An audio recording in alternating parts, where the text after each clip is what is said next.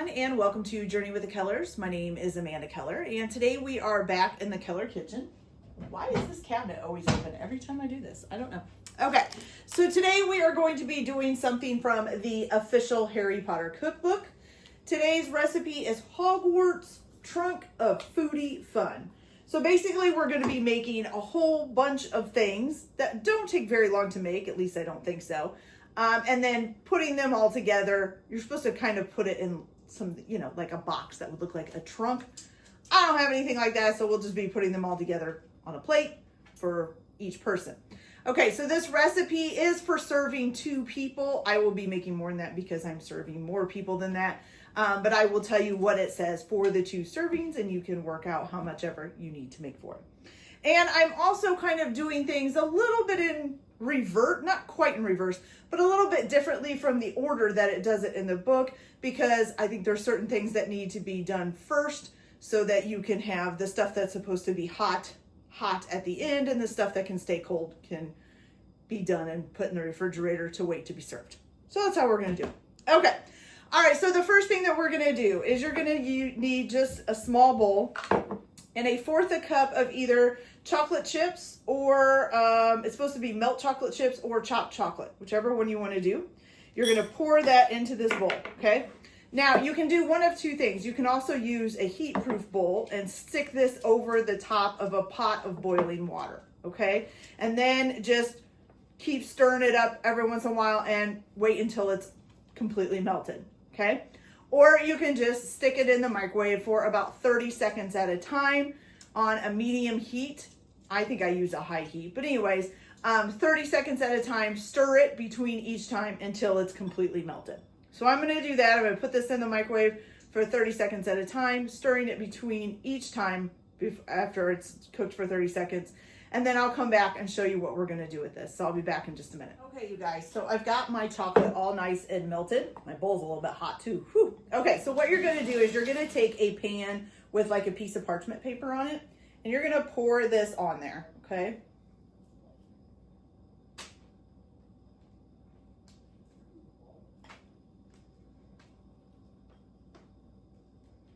As much of it out as you can.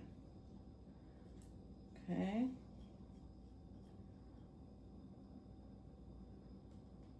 Okay, and then you're just going to spread this out till it's kind of thin. You want it pretty thin, like not see-through. You don't want to be able to see through it, but you do want it pretty thin. So you're going to spread it out real good.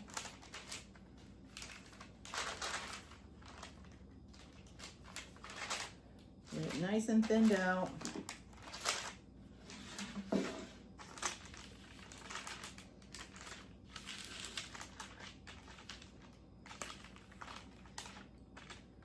All right.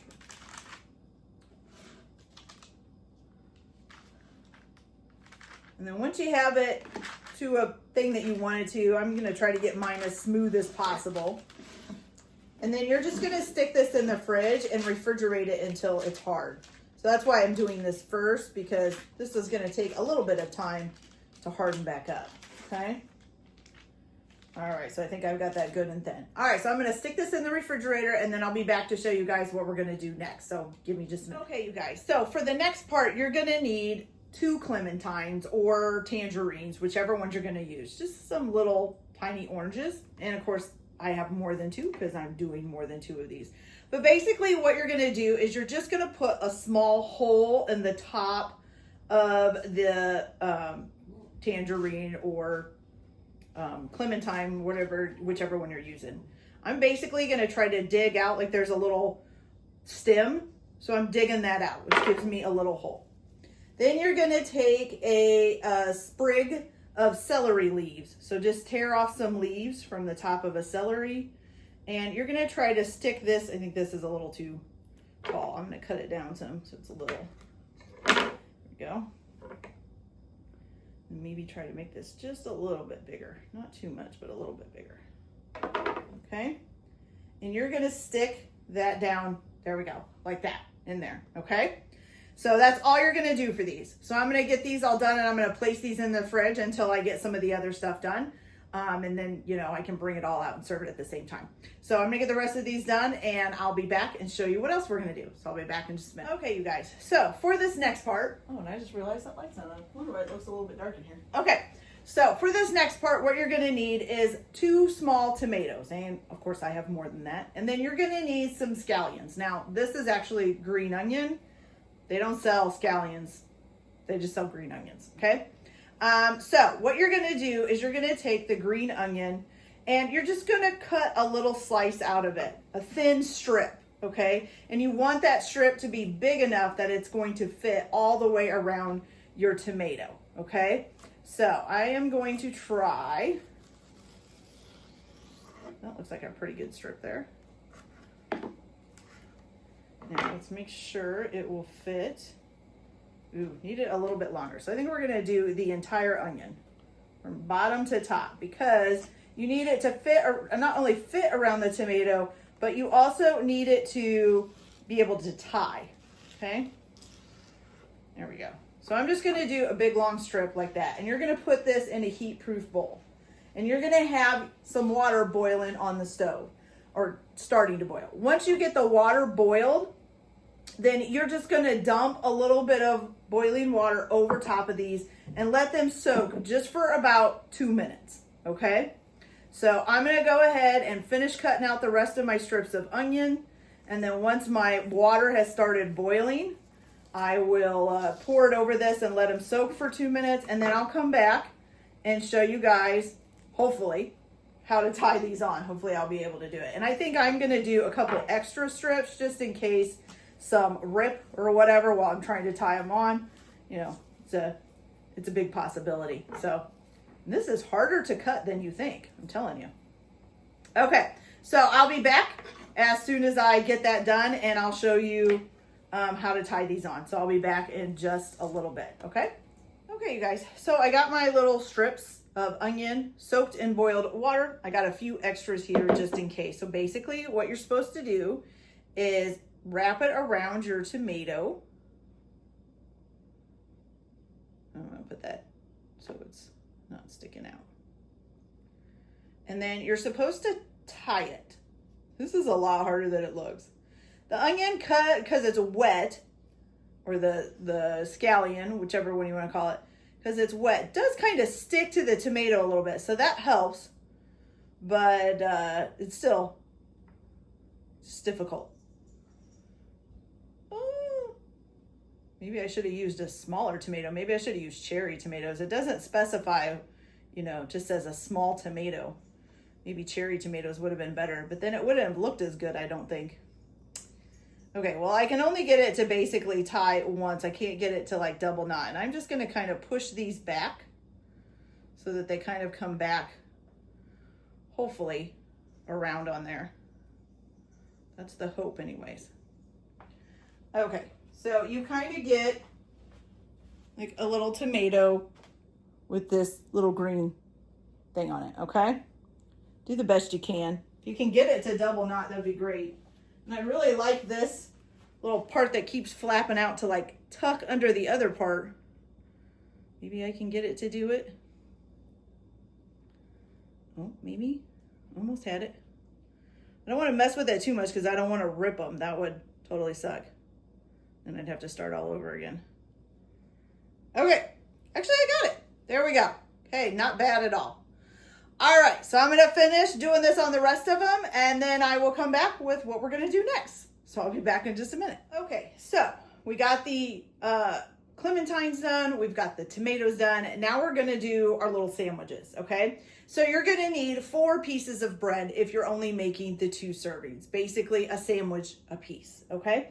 So what you're gonna do with the bread is you're gonna put on one side of your sandwich, you're gonna put butter. Now I know this isn't butter, it's margarine, but it's easier to spread, okay?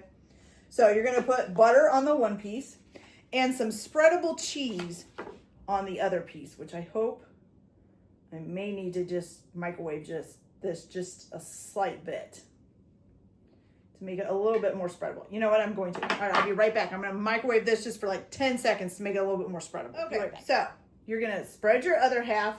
That's much more spreadable, there we go. With some cheese, with some spreadable cheese, okay? All right. You're going to take them and sandwich them together. And then you're going to use some cookie cutters. Now you can use any cookie cutters that you want, but it did give in suggestions of like a little hat to be like the sorting hat, a cat because of Professor McGonagall, and then a pumpkin, okay? So I'm going to do this one. I'm going to cut out a little pumpkin.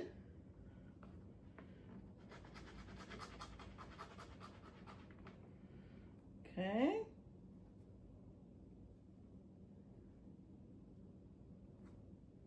And now you've got a cute little pumpkin shaped sandwich. Can't talk today, I guess. All right, I'm going to try to get a hat out of this too. Not sure if I can get both. Maybe if I maneuver it just right, I can get pretty close. Okay, so let's see what we get here. Yeah, oh, yep, we got a little hat. Okay, little hat. All right, so I'm going to finish these up. I'll try to get a few cats and stuff too. And then I'm going to put these in the fridge again to wait for the rest of it to get done. So I'll be back as soon as I get these all finished and we'll move on to the next step. So I'll be back in just a minute. Okay, so you're going to spread your other half. That's much more spreadable. There we go. With some cheese, with some spreadable cheese. Okay. All right. You're going to take them and sandwich them together.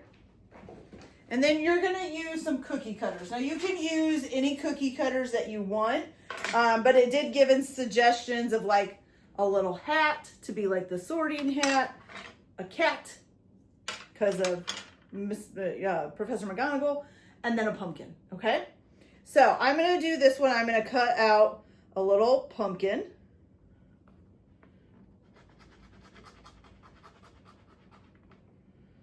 Okay.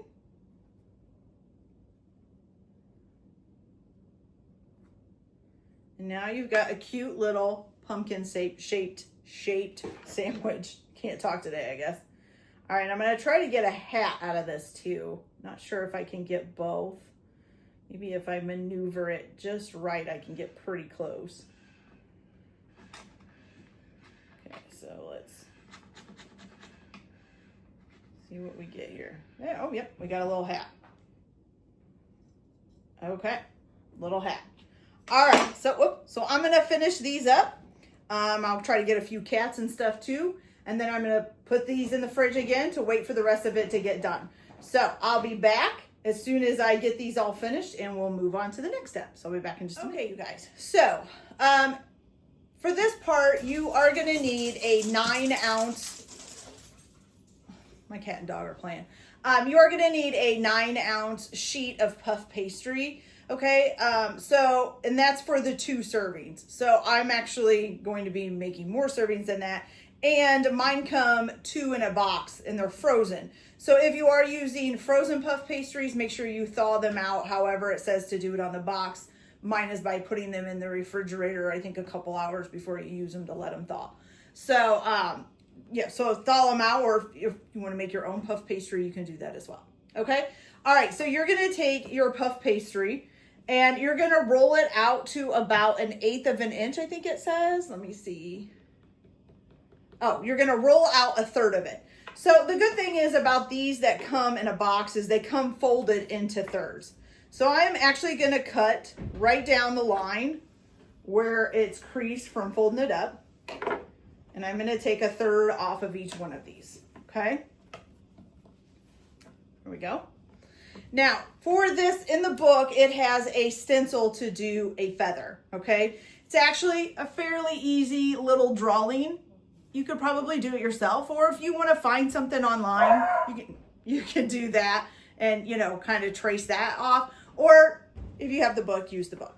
Okay, so what you're going to do is you are going to take your feather. Oh, and you are going to need to preheat your oven to 425 degrees, if I didn't say that. And you're also going to need a pan, a baking sheet with like a piece of parchment paper or something on it. Okay, so what you're going to do is put your traced out pattern on your pastry sheet here, and you're just going to take a knife and you're going to cut it out. Okay, and you do this twice if you're only doing the one pastry, I'm actually going to do it as many times as I can. So how many ever I can get cut out of here, I'm going to go ahead and cut those out, because why not? Extras are always good, right? Okay, the little stem is a little bit hard. Okay, so let's pull this off, and I'm just gonna, oops, either I missed it or I rubbed it back together and I didn't mean to. Here we go.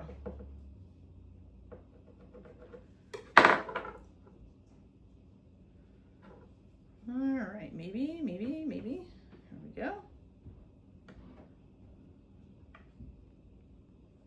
There we go. All right, so then you've got kind of like a little feather there, okay?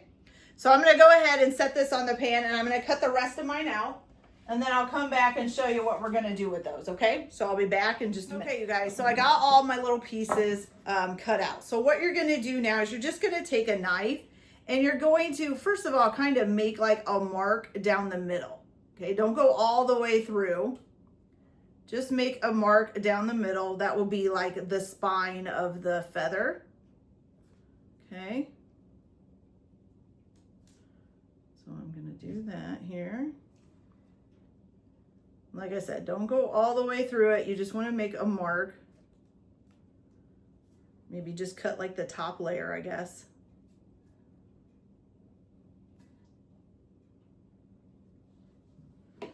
Okay, so something like that. I hope you can see that. Just got a nice little mark right up the middle. And then you're gonna take your knife and you're just going to cut through close to that mark. Now, not all the way on it. You don't want to actually cut right up to it, but pretty close to it. Add an angle and cut the dough to make the feathers, okay?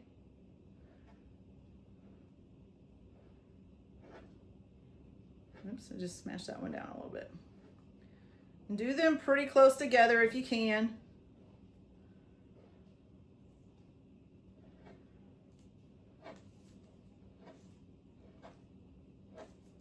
This is not going to be the best feather ever, but something like that, if you guys can see that. So you're just going to cut all along on both sides. So I've got the one side done, and I'm going to do the other. So I'm going to go ahead and get that done, and then I'll come back and show you what is next. So I'll be right back. Okay, you guys, so that's all done. I don't know how much they look like a feather, but it's done. All right, so I'm going to set these off to the side here for a minute, and I'm going to grab our other pieces of puff pastry here.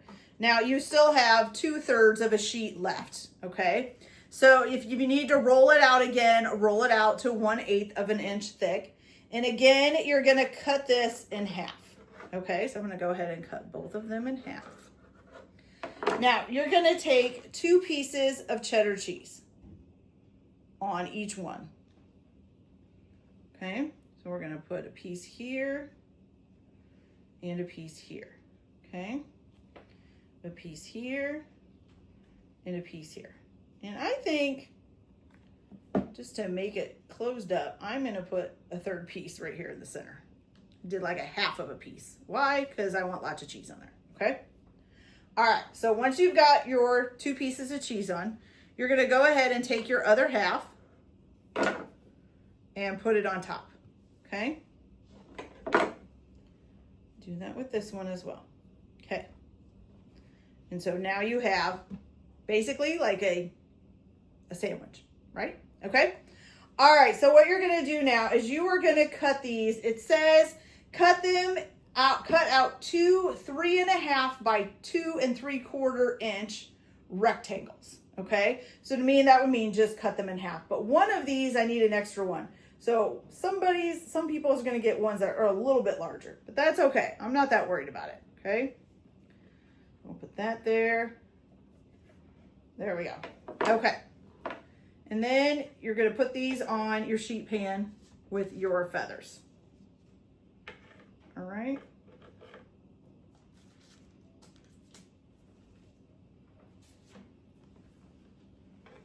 And you're going to put them basically like kind of like a book, like this, long side, you know. All right. At least the longest side you can figure out. For some of mine, they're pretty short, but that's okay. All right, so now you've got that all done.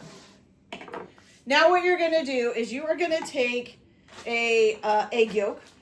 And let me make sure that I've got this right. Let me find it on here. Oh, okay. So you're going to beat an egg yolk, just the yolk. And then you're going to add 2 teaspoons. What did I do with my measuring spoons? Oh, great. Okay. You're going to add 2 teaspoons of water to this, okay? So here's 1 and 2. Okay? And you're going to beat that all together.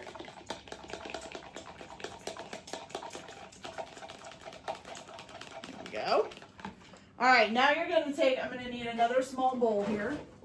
And you're just going to take a little bit of this, pour some in the small bowl. Not the whole thing, just a little bit. That should just about do it, okay? You're going to take some brown food dye, and it says to use, is it organic is what it says? Natural brown food dye. This is just, this is Wilton's, okay? I'm using that. All right, and you're gonna put that in the egg, in the egg that you put in the smaller bowl, just a little bit amount. And you're gonna mix that all up till you get kind of a darkish looking color, okay? There we go. All right, so you got kind of a funny looking egg color there, all right? So we have that done. Get the lids back on all this stuff so I don't spill anything. All right, so what you're gonna do, let's see.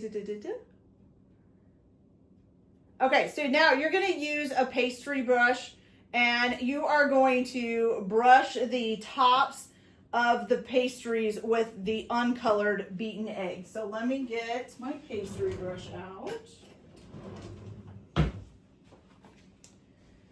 Get the fork out of the way here. And we're just going to brush the tops of each one of these with the uncolored egg, okay?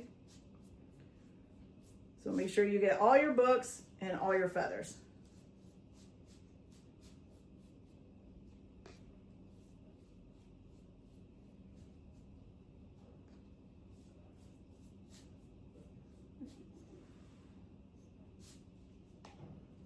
All right.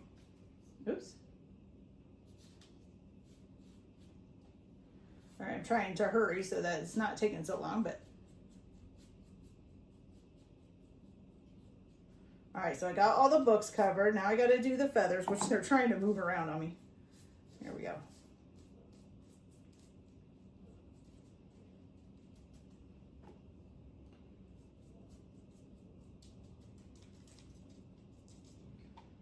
Okay. Almost got him here, you guys. Should have just shut the video off, but that's okay. For the feathers, I'm just kind of dabbing them to get them done because otherwise they're just sliding all over the place. Oh, and I missed a book. I just noticed that.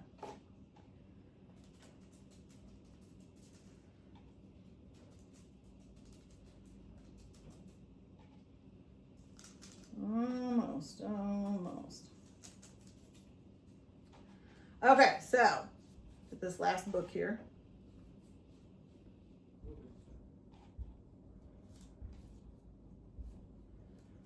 Okay, so now once you've got them all covered, this one has edges showing. There we go. Make sure everything looks pretty good. Looks like it.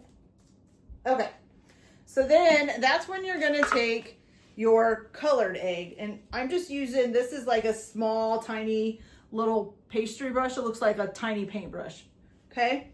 And what you're gonna do with this egg is on the books, you're going to write book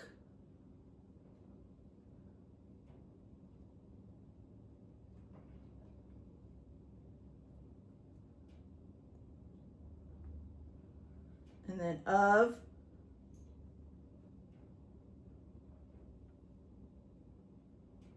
and then spells.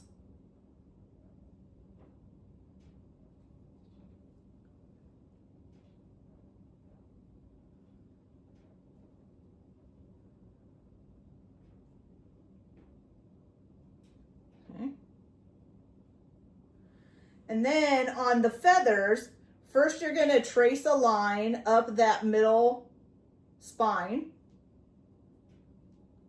of the dyed egg. And then you're going to go into each one of the cuts that you made to make the feathery part, okay? And just kind of fill that in with a little bit of dyed egg. Okay, and I'll show you guys here real quick, a little bit of a closer up so that you can see it better. Get this one finished here. Okay, there we go. Now, I will tell you, my handwriting is not the best using this stuff. Okay, but here is the book of spells right there. And then there is the feather, okay? So you're just going to basically put a line down the middle and then on each of the spines and then write book of spells on the books, okay? So now, once you get that all finished, then you're gonna go ahead and pop these in the oven. You're gonna bake them at 425 degrees. And let's see, where's the baking instructions? Okay, you're gonna bake them for 8 minutes until the quills are brown, are golden, okay? Then you're gonna remove the quills from the pan and bake the rectangles for additional 5 minutes. So bake the quills for 8 minutes, take the quills off once they're golden brown, do the rectangles for additional 5 minutes, and then hopefully they'll be golden brown too, and they'll be ready to go. So I'll get these cooked up, and when I come back, we'll deal with our chocolate, and then we'll assemble this all together and see how it turns out. So I'll be back in a little bit. Okay, you guys, so I just realized, because I didn't read that right, so you're not supposed to do the book of spells written on the books until after they're baked. The feathers, you are supposed to do the dyed egg, but the book of spells is after you cook them. So sorry about that. So cook them first and then write the book of spells in this, okay? All right, so I'm gonna get these in the oven. I'm almost done here, and then I'll be back. Although I've already wrote book of spells in mine. We'll see how it comes out. If I have to, I'll try to redo it if I have to, so. Okay, so I'll be back. Okay, you guys, so our feathers are done. I'll show you those, and I'm just waiting for the books to get done. So here's our feathers. They turned out pretty good, actually. I don't think they look too bad at all. So they puffed up quite a bit. They look nice. All right, so now we're going to do our chocolate. So my chocolate is all refrigerated and hardened up. So basically what you're gonna do is just try to break this up into like pieces like the mirror, the two-way mirror that Harry's carrying around with him, okay? So we're just gonna kind of try to break this up a little bit. I don't know, it might be better to just pound on it a little. Some bigger pieces maybe.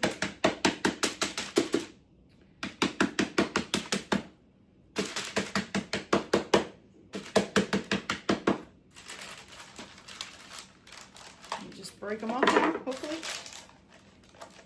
Okay, okay, yep. Okay. Hopefully we'll have at least 5 pieces. One's kind of small, but that's okay. Okay, so now you just got, this one doesn't really look like a mirror, but this one could look like a piece of the two-way mirror, so that's good. Okay, so now what you're gonna do is you're supposed to use like a tube of silver decorating icing or decorating gel. They didn't have silver, so I'm just using white. And basically what you're gonna do is just make some zigzags. Oh, this needs cut open, I guess. You're just gonna make some zigzags on these pieces of chocolate, you know, kind of look like a shimmery mirror. I don't know where that just went. All right, so you're just gonna take it, kind of zigzag it back and forth on the piece of chocolate and make kind of like a little mirror, like so, okay? So I'm gonna do that to all of these. And then our spell books should be done here in just a minute. And then I will come back and show you guys, you know, what it all looks like put together with all the stuff. It's gonna be on a plate, not in a box. If you have a little plate or a little box some boxes that you could use to kind of put this all in, that would be really cute because then it would look like, you know, kind of like a Harry Potter trunk. All right, so I'm gonna go ahead and finish these up. And then once the book of spells are done, then I will come back and we will put this together and see how it turns out. So I'll be back, you guys, in just a minute. Okay, you guys, so the book of spells are done as well. And actually, with writing it on there beforehand, they didn't do too bad. I'm going to go over it one more time just to make sure. So everything is finished. I'm kind of letting these book of spells cool off a little bit too. I want to see if this really makes a difference if I go over it after. I think it looks fine. You can either do it before or after, I think. It looks fine. My handwriting's not so great, but that's okay. All right, so now what I'm going to do is I'm just going to assemble this all together on a plate. So you would get, I'm going to put the orange here. You can do this any way you want. It doesn't give you a specific way. And like I said, it's supposed to actually be like in a box or trunk. And I'm going to put a kitty on mine. And then I'm going to get one of the book of spells. And you can trim these down too. Like mine kind of has some cheese and stuff around the edges. So you can trim that down if you want so that there's not a whole bunch of cheese there. And I'm going to put a feather on there. And then I just want a small piece of chocolate. I don't want a big one. Okay, you guys, here you go. I'm going to bring it over here so you guys can see it. So here it is, all nice and finished.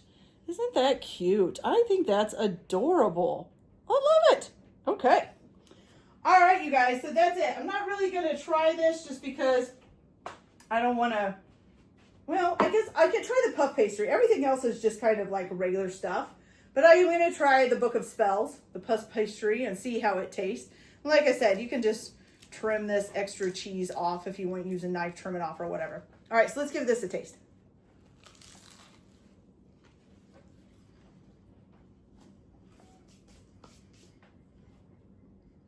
Okay. It's actually pretty good.